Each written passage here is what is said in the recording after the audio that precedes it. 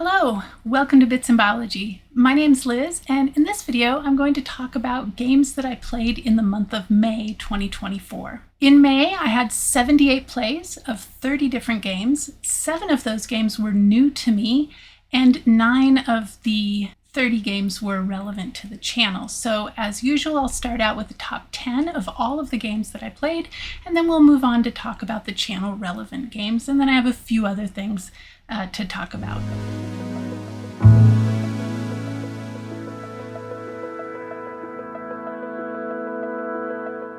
All right, the first thing I actually want to talk about isn't board games directly, and that is the Discord channel for Bits in Biology. I just want to try and get the word out there. We've got a few people in the community. If you don't know what Discord is, it's basically like a chat room with a bunch of different rooms. Okay, so a chat house with a bunch of different rooms in it where you can talk about specific things.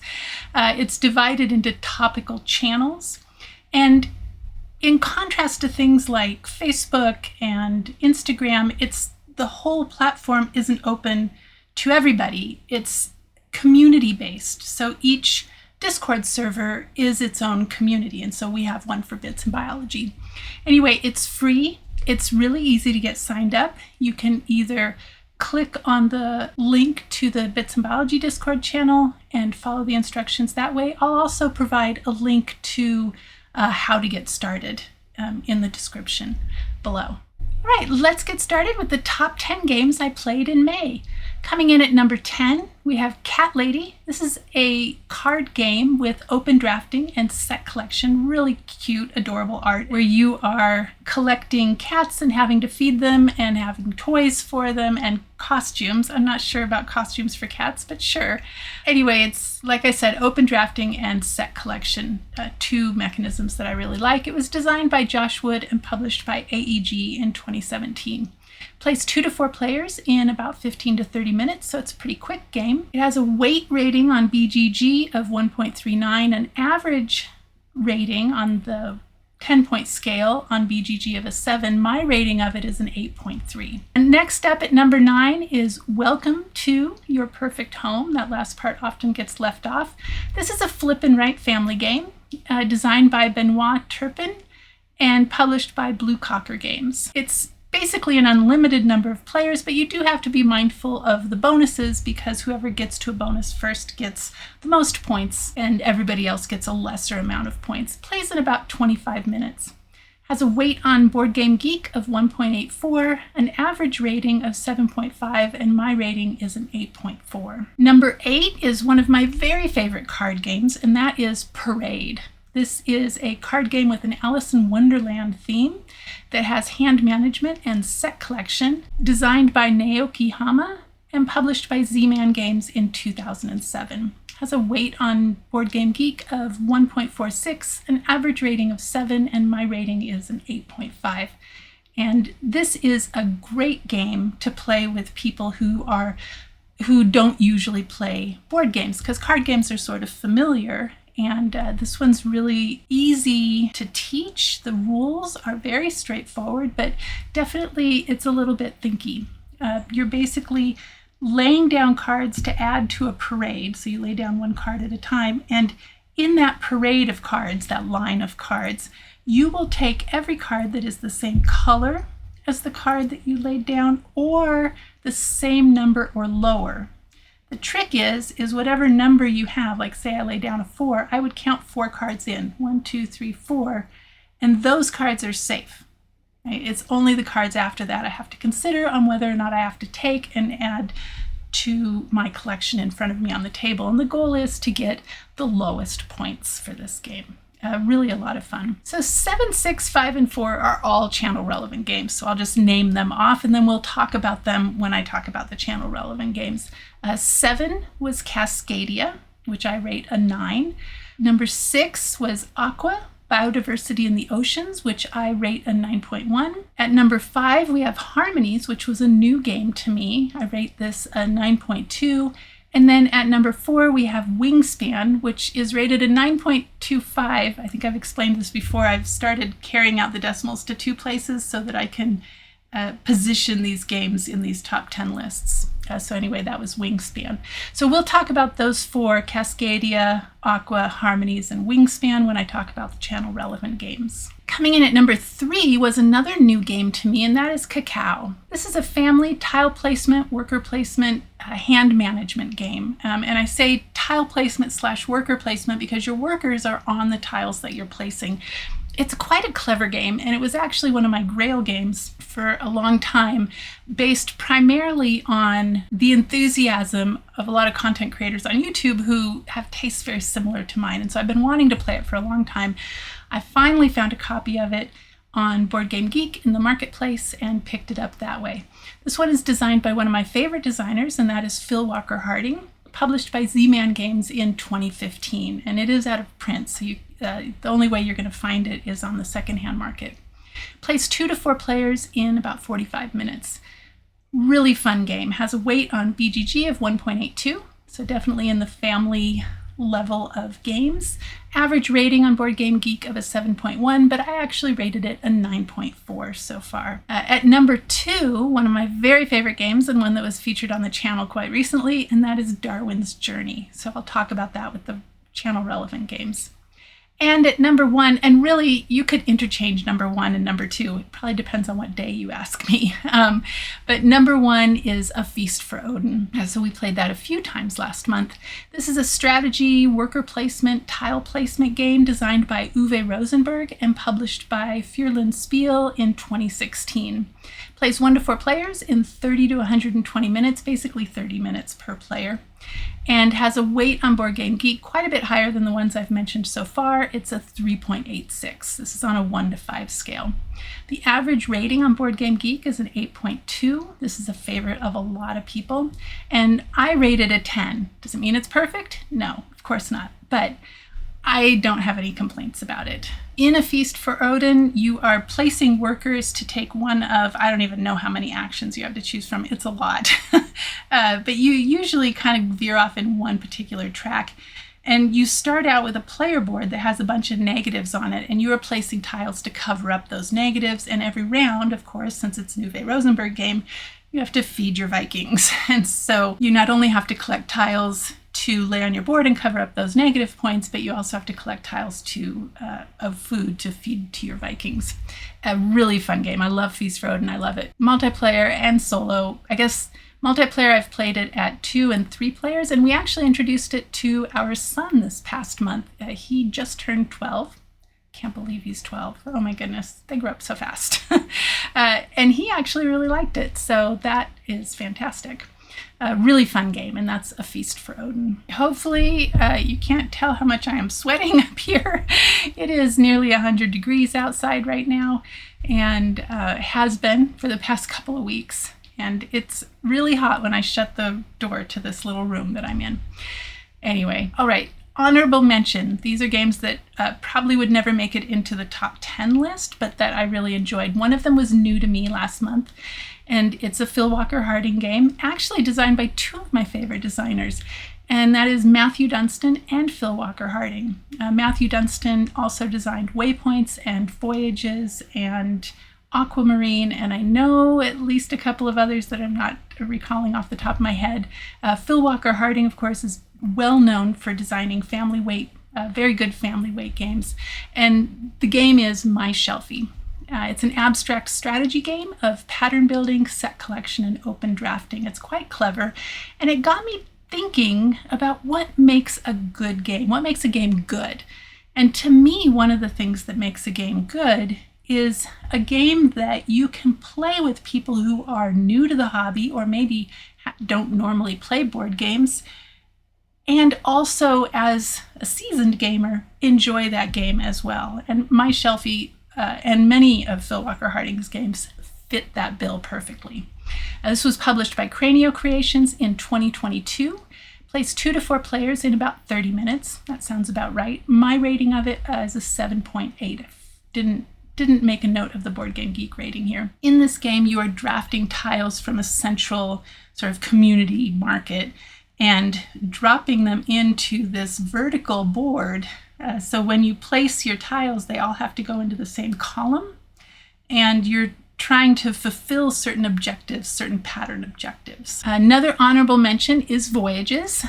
I just mentioned that is designed by Matthew Dunstan, also designed by Rory Muldoon, with artwork by Rory Muldoon, published by Postmark Games in 2021. This is a roll and write. I actually have it right here, easy to keep handy, but where you basically are rolling 3 dice every turn and drawing lines on this map to sail the seas, collect different trade goods and sailors, and you are trying to defeat the dread way over here. So that is Voyages. My rating of that is an 8.1. And finally, my final honorable mention from last month is a game that is sold in stores everywhere, and probably nearly everybody's familiar with it, and that is Blokus. This is an abstract strategy game. In Blokus, you are laying tiles down so that for your color, you can only touch at the corners, and you have to touch a tile that you previously laid down. And the goal is to get rid of all your tiles, which looks like it's going to be really easy at the start of the game, and it's definitely not easy. It says it plays 2 to 4 players. I don't recommend playing it with less than 4. If you play it with 3, you have to have a dummy player, and it's just cumbersome. We don't really enjoy that as much. And I haven't actually tried to play the big board with 2 players. I'm assuming you would each take 2 colors, so maybe that would be fun, but we actually have Blokus Duo, or dual, I'm not sure. Anyway, so when we want to play 2-player Blokus, that's what we play. But this was designed by Bernard Tavishan and published by Mattel in 2000, so it's an older game. My rating of this is a 7.5. Oh my goodness, it is so hot in this room. Okay, that'll encourage me to go faster, right? The last month's April's vlog was quite long. I don't want to make another one that long. All right, channel relevant games I played in May. I said there were 9 of them. Coming in at number 9 was Trekking the National Parks, 2nd edition, which I rate a 7.83. This is a family game that has set collection, hand management, and open drafting. Designed by Charlie Bink, published by Underdog Games. Plays 2 to 5 players in 30 to 60 minutes. I really like this game. You are traveling throughout the United States, visiting the different national parks and collecting cards that have both numbers and symbols on them. And so they're dual use cards. You use the numbers to move around the board, and you use the symbols to visit the national parks. And so you're collecting those visits to the national parks to earn points, and you can also earn points by picking up these colored stones on the board. Thematically, I'm not sure what that represents. Maybe souvenirs? They call them stones in the game. They should have called them souvenirs, right? Anyway, that is Trekking the National Parks. It has a weight on Board Game Geek of 1.71, an average rating of 7, and like I said, my rating is a 7.83. Coming in at number 8 was a game that was new to me in May, and also quite a surprise. I bought this game purely on theme alone and the fact that it wasn't very expensive, and it had an average rating on Board Game Geek of 8.2. Now, that's with fewer than 200 ratings, keep in mind. And that is Neuroriders. Neuroriders, all one word. This is an abstract strategy, tile placement, sort of tug-of-war game. And basically, you are taking turns laying tiles down on the board and moving these. They're not really workers. These are your Neuroriders, right? But they don't belong to any one person. You're moving them around the board according to which tiles that you place. And the idea is, and actually I wrote down the description from Board Game Geek, so I'm just going to read that to you. It says, We're a group of neuroscientists specializing in degenerative brain diseases. We're implementing new technology for preserving memories in our patients. This amazing invention is the nanobots called Neuroriders. So these little nanobots traveling through brain cells. Neuroriders is a tile placement game where the players will be traveling around the brain looking for the right amount of data they can take care of. To achieve this goal, they have to connect doors and avoid getting caught by crystallized areas. So as you're moving through this brain, some of these tiles get flipped over, and these represent areas of the brain that have crystallized. And the whole idea behind it is you are forming memories. And so I have a fascination with how is it that we form memories in the brain and recall those memories. And so I had to get this game. I didn't even look, it's one of the rare instances where I didn't even really look too much into the gameplay. I didn't look at a playthrough. I did none of the usual amount of research. I went simply on theme and the fact that it wasn't rated like a 5 on Board Game Geek. So it was a pleasant surprise. I really enjoyed this one. It plays 2 to 4 players. We played it 2-player. It unfortunately does not have a solo mode, but the tug of war part comes in that each person receives a card that gives you certain scoring objectives. And there's 4 different colors you can score on. And the way that they score depends on how those Neuroriders are moving around the board. And each person has different scoring objectives for the different colors. And so sometimes you're trying to increase the score and sometimes you're trying to decrease the score. You don't know what the other person is going for. And that's where I'm calling it a tug of war mechanism. This is not an official mechanism on BGG, but it is for me now. So really fun game, Neuroriders. At number 7 is a game that was featured recently on the channel, a roll and write, print and play roll and write game, and that is Waypoints. Waypoints was designed by Matthew Dunstan and Rory Muldoon and published by Postmark Games in 2023. It can play any number of players, and in fact, I posted 2 play-along videos where you can print your own map and play along. And I actually have, which one do I have here? Oh, I don't have the first one. So I have, this is the second map, Burning Rock Canyon, and then the third map, the Great Western Coast. So I have a play-along for the first map, which I can't remember the name of that. Whistling Water National Park. And I also have a play along for this one, the Burning Rock Canyon. And there will be one playthrough soon to be posted for Patreon supporters. It is recorded, and that is for the Great Western Coast.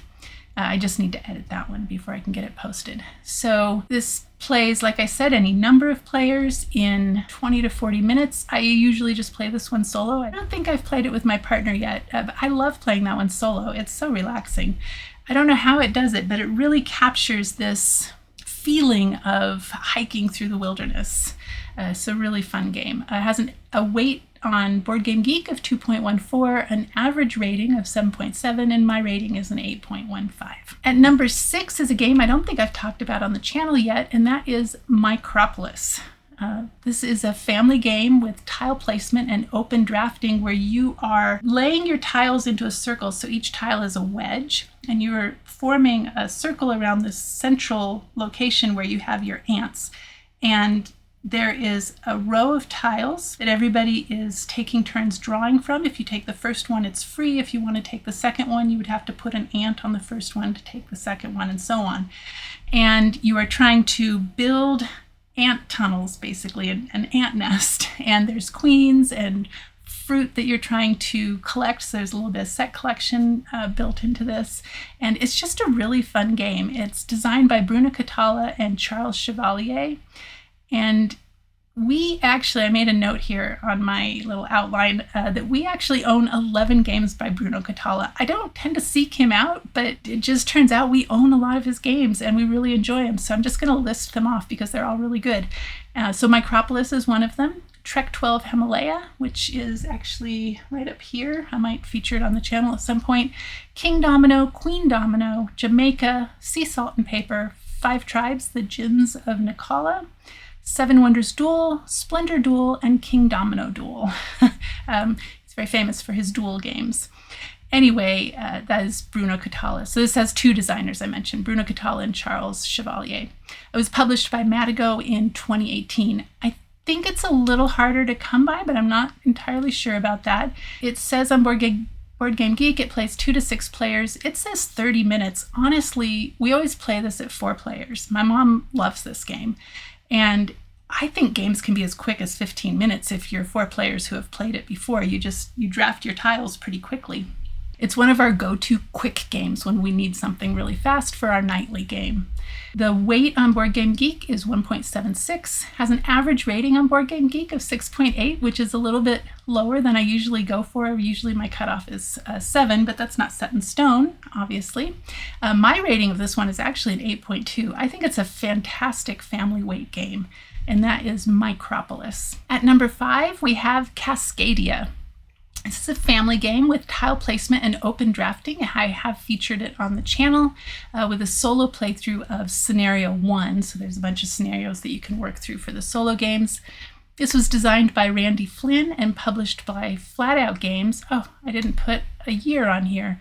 So I don't know what year. I'll put it up on the video. I think I forgot to put the year on all the rest of these. So I'll just put that up. It's probably right here, right now. All right. Plays 1 to 4 players in 30 to 45 minutes. This is another one that my mom likes. It has an average weight on Board Game Geek of 1.85, an average rating of 8, and my rating of it is a 9. And in this game, you are drafting pairs of a tile and a wildlife token. And you are placing your tiles in such a way that you're building up different habitats, connecting different habitats, and placing animals on specific tiles in specific patterns to earn points. A really fun game set in my home region of the country, the Cascadia, which is sort of Washington, Oregon, British Columbia. Coming in at number 4 is one that I played for the first time in April and has also already been featured on the channel, and that is AQUA, Biodiversity in the Oceans. This is a family game with tile placement and open drafting. It was designed by a father and son team, Dan and Tristan Halstad, published by Sidekick Games. This one just came out this year.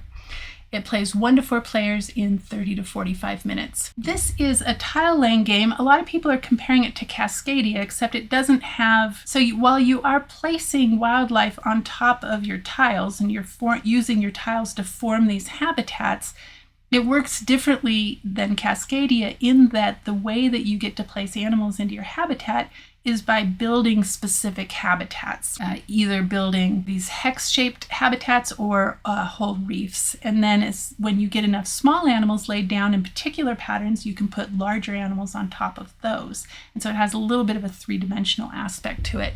It's a lot of fun. It's incredibly beautiful. It was published by Sidekick Games earlier this year, so 2024. Plays 1 to 4 players in 30 to 45 minutes. It has an average weight on Board Game Geek of a 2, an average rating of 7.5, and my rating of it is a 9.1. And I have a playthrough video on the channel with brief thoughts, not a full review, but my brief thoughts at the end of what I thought about the game. Coming in at number 3 is a game that was new to me last month, also has already been featured on the channel. It's been very popular, actually. Not surprising because it's in the Board Game Geek hotness, or at least I think it still is. I didn't check before I sat down today. And this is Harmonies. Harmonies is a family game. The mechanism is tile placement. It's these chunky tokens that you're laying down. So they're not like cardboard tiles. They're quite satisfying to play with. And so you're building a 3-dimensional landscape of different habitats and trying to do that in particular patterns so that you can put cubes representing animals into them and thereby earning points. It was designed by Johan Bienvenuto, and it was published by Libelud earlier this year, 2024. Plays 1 to 4 players in 30 to 45 minutes. I think you can actually knock out a solo game in like 20 minutes. Has a weight on Board Game Geek of 2, an average rating of 8.2, and my rating is actually a 9.2.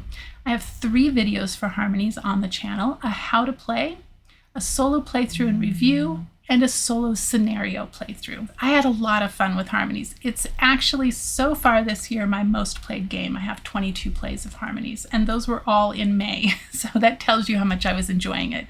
And that is Harmonies. At number 2 for the channel relevant games that I played last month is Wingspan. This is a strategy game that many people are familiar with, but not everybody has played it yet. You have tableau building / engine building and hand management. You are basically laying out cards with birds on them in 3 different habitats in a tableau in front of you, and you can lay up to 5 birds into each habitat. These are nature preserves, and each of the birds will have a special power that may or may not be activated whenever you do the action associated with that habitat. So the top habitat is forest, where you can place one of your workers, your cubes there to get food. The next habitat is prairie, where you can have your birds lay eggs. And the last habitat is wetlands, where you can collect more bird cards. You also have private bonuses that you are trying to fulfill, and a little bit of dice rolling so that you can pay food to play your birds into the different habitats. It's a really fun game. I really enjoy Wingspan. It is the heaviest game that my mom enjoys. I think this one appealed to her right away because of the artwork and the theme. So she does really like that one. That is Wingspan. This is a game that was designed by Elizabeth Hargrave, published by Stonemaier Games. Again, I don't have the year written here, but it'll be up here. Plays 1 to 5 players in 40 to 70 minutes. This was actually one of the very first games I played solo many years ago. It came out a little bit before we really got into modern hobby board games. Actually, I remember when I wanted to get it, it was sold out of the first printing, and so I got in on the second printing of that. Anyway, that is Wingspan. And coming in at number 1, this is probably not a surprise if you have been following the channel for the past month or so, and that is Darwin's Journey. So I just put up a video of this a few days ago. This is a strategy game, a heavier game for sure, worker placement and set collection, designed by Simone Luciani and Nestor Mangoni. These are the same designers who designed the board game Newton, which I also really enjoy, but I haven't played in a while. I need to get that one back out. Published by Thundergriff Games, plays 1 to 4 players, has a very good solo mode in 60 to 120 minutes. You can really knock out a solo game in about an hour. It has a weight on Board Game Geek of 3.89. So again, this is on a 1 to 5 scale, a little bit of a heavier game. You're certainly not going to throw this one at a beginner. It has an average rating on Board Game Geek of 8.2. I rated a 10. I love this game. I like it solo. I've also played it at 2 players. I haven't played it at more than 2 players yet. I think it would actually be a lot of fun at 4 players, because at 4 players, the worker placement spots operate a little bit differently, and they're not quite as expensive to go and visit.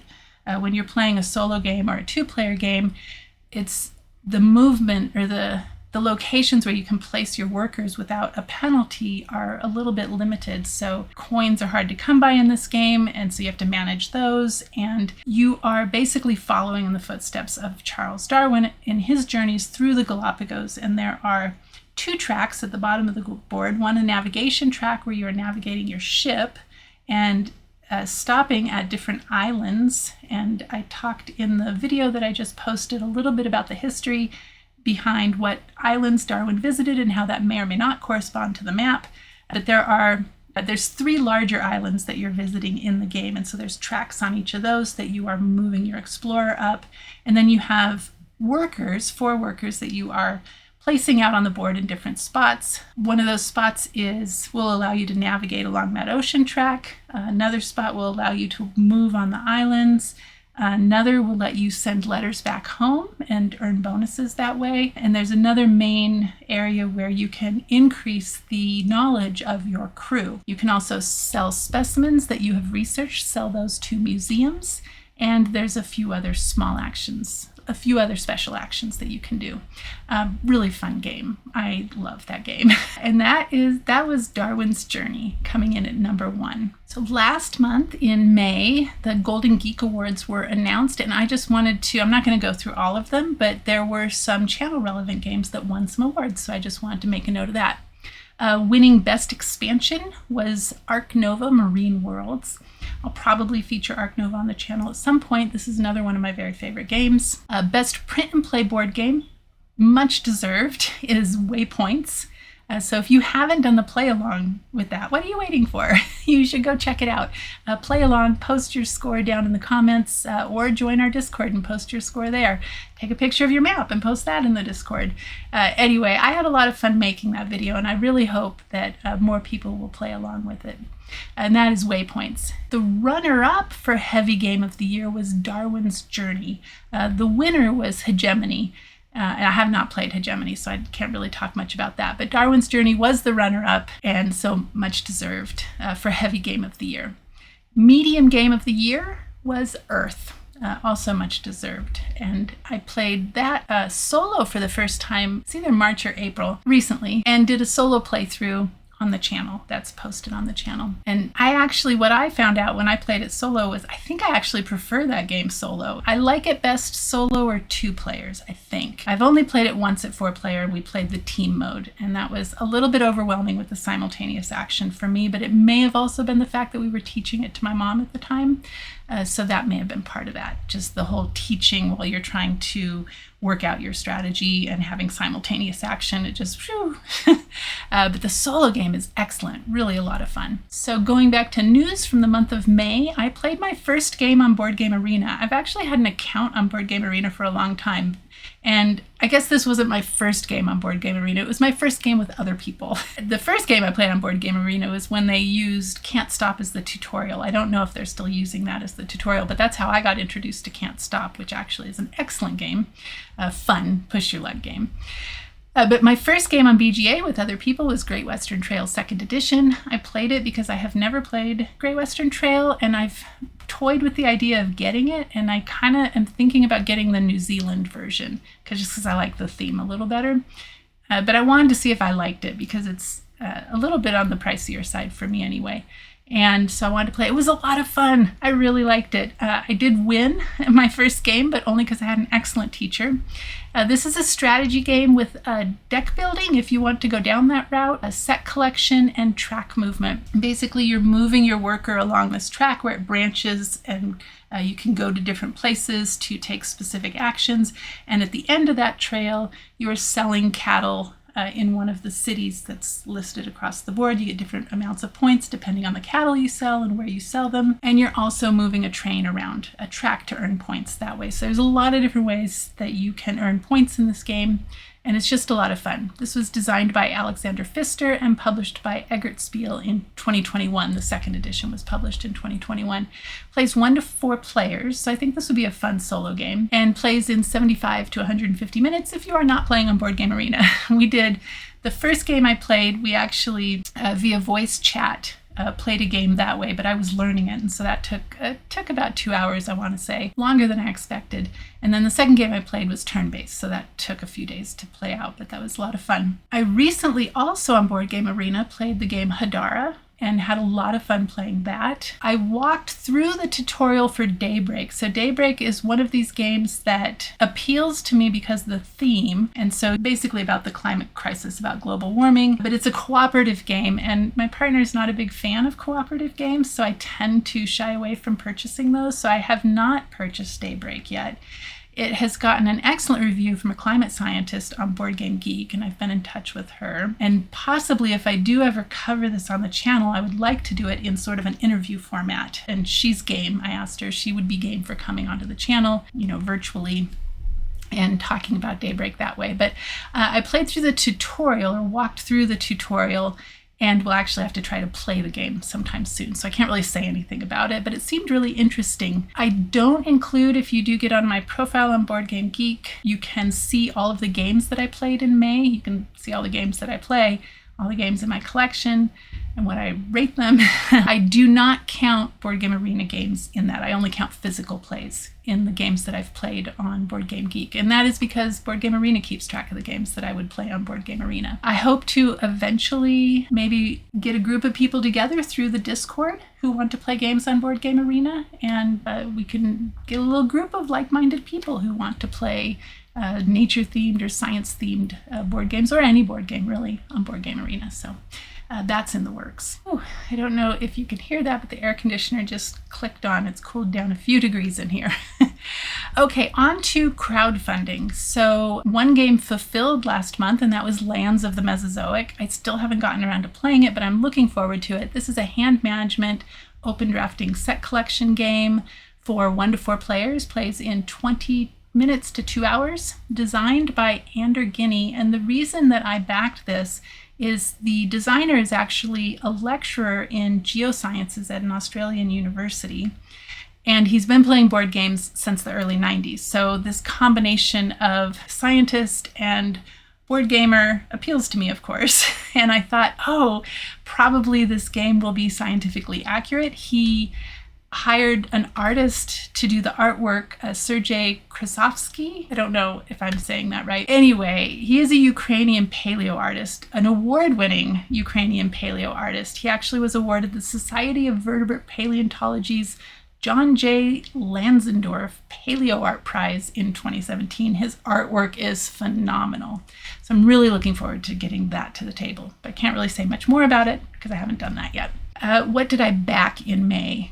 Well, I backed one that is completely not channel relevant, and that was, we're getting our first Crokinole board. So I did the Mayday Kickstarter. They have a nice, affordable Crokinole board that you can order. They do this, I guess, every couple of years. So we should be getting that in November, just in time for Christmas. Anyway, what else did I back? I backed 2 games that I backed the print and play versions. They have physical versions, but I just backed the print and play because I wasn't entirely certain about the gameplay. It seemed to me like the price when you throw in shipping and all that was maybe a little high for what you were getting. However, these may not go to retail, so I definitely wanted to get some part of it. So I backed the print and play, and that is for BubbleNet and License to Krill, which I had to back because the name is so cool, right? So License to Krill is open drafting and set collection. I can't really tell you that much more about it. Plays 2 to 5 players in 15 to 45 minutes. It just had, I was scrolling through the Kickstarter page and it had some just goofy puns, fun themes. So I thought for $5 I'll give it a try. BubbleNet, on the other hand, looks pretty cool. This is an abstract strategy worker placement game. Plays 1 to 2 players in 10 to 20 minutes, and it is described as a meditative multiplayer solitaire game based on the real phenomenon of humpback whales fishing using spirals of bubbles. So making a bubble net that they get the fish in, and then they can take a big bite out of the bubble net, apparently. I can't really tell you yet how good the game is, but the theme to me is quite interesting. And what really put me over the edge for this one, it was designed by Kat Dreyer, who was the winner of the GAMA, that's the Game Manufacturers Association, the GAMA Horizons Fellowship Grant for 2023 and 2024. I guess they give these out once a year. And I wrote down a note here because what really tipped me over the edge was I saw a post, one of the social media channels, from Chip Theory Games. And they are a major sponsor, apparently, of that grant, and so they're helping to support Kat, the designer, as she learns the ropes of crowdfunding and distribution and selling to the public. So they're going to help guide her through that whole process. So I just think that's really cool. And the theme, of course, is phenomenal. So that is BubbleNet. Another one that looked interesting to me, but again, seemed like once you factored in the price with the shipping, seemed like a little more than I wanted to pay for what the game is, but it looks really interesting, and that is Alpine Trails. This is a tile placement and route building game where you have been given the opportunity to design the trail system of a national forest in the Rocky Mountains. I live right next to the Rocky Mountains, so that's appealing in and of itself. You will build trails that wander through various habitats and pass by waterfalls. You'll develop campsites and leave other areas as pristine habitats for the alpine wildlife. So the theme is phenomenal. I really hope this one goes to retail because I will be getting it. I just didn't want to pay whatever the cost was to back it on Kickstarter. And then I just wanted to mention one that I talked about last month, and that was Waddle Waddle, the penguin game. And you can late pledge for that now if you missed it on GameFound. The late pledge for Waddle Waddle is now open on GameFound. So I just wanted to say that. I can't say how good the game is, so I don't know. I'm not telling you to go out and get it, but if you really like the penguin theme, Legends of Nirvana described it as rummy-esque. You are set collecting cards, penguin cards, and a little bit of area majority going on the board. And the photos were taken in Antarctica by the designer and a friend of his. And there's a real poignant story about his friend, so you can read about that on the campaign page. And it is colorblind friendly. They went out of their way to make sure it was colorblind friendly. So that is Waddle Waddle. I want to give a shout out to an organization called Board Games for the Better. And I can't remember how I found out about them, but they are on Instagram. And you can also find them online at boardgamesforthebetter.org. But this is a nonprofit organization that is based in Queens, New York. And they gift board games and board game experiences, so sort of like a day out, to underserved communities to improve mental health, relieve stress, and provide opportunities for social engagement. And they had a couple of posts that really caught my eye in the month of May. May was, of course, Mental Health Awareness Month. And so they had a couple of events related to that. So check them out on Instagram or on their website. And that's Board Games for the Better. A little bit of channel news to wrap up with. The channel was launched on Darwin's birthday, February 12th. So it has been going now for, well, today, as I record this, is the 13th. So 4 months. And in that, so about 18 weeks. This is the 30th video that I am recording. And so that works out to about 1 to 2 videos a week. The most popular video so far has been the Harmonies solo scenario playthrough, followed very closely by the Harmonies solo playthrough. The least popular video has been the Canopy how to play. It makes sense to me that a how to play video wouldn't be as popular, because the only reason you would really watch that is if you were thinking about buying the game, or if you have got the game and you need to learn how to play. So that doesn't really surprise me all that much. Although it's interesting because the how to play videos are actually more involved to make. They take a lot more time to make, because for me to make a how to play video, not only do I outline all the rules, so I basically retype the rules, but in outline form, I actually get on Board Game Geek in the forums and look to see what questions people have been asking to get clarifications for rules and that sort of thing. And then also based on my plays of the game, I sort of choose what information to, highlight, make sure that I cover correctly. Back to statistics, we reached 100 subscribers on April 8th. So it took about 2 months to get to 100 subscribers, and then a little over a month later, May 19th, to get to 200 subscribers.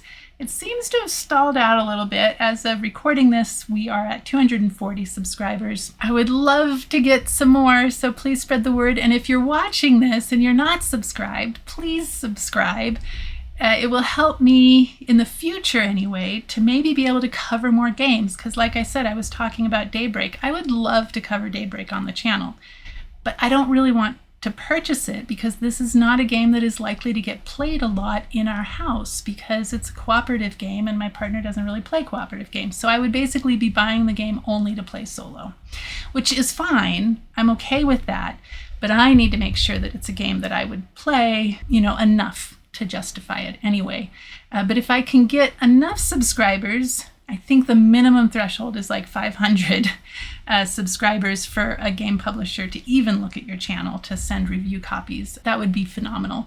But not only that, it actually just helps keep me motivated. Now, I love making these videos. I love talking about board games. I love playing board games. And so I would probably make these videos anyway, but it gives me a little motivational boost, right? When I see new subscribers and when I see people comment on the videos. So definitely if a comment occurs to you when you're watching a video or afterwards, throw a comment in the comments section. I love reading and interacting with you in the comments section. I can tell you that of the 590 watch hours that we have had so far since starting, it's about 60-40 unsubscribed to subscribed as far as who's watching the videos. So most of the people watching the channel are not actually subscribed, which I get because YouTube will tell you when I put out a new video if you've watched them in the past.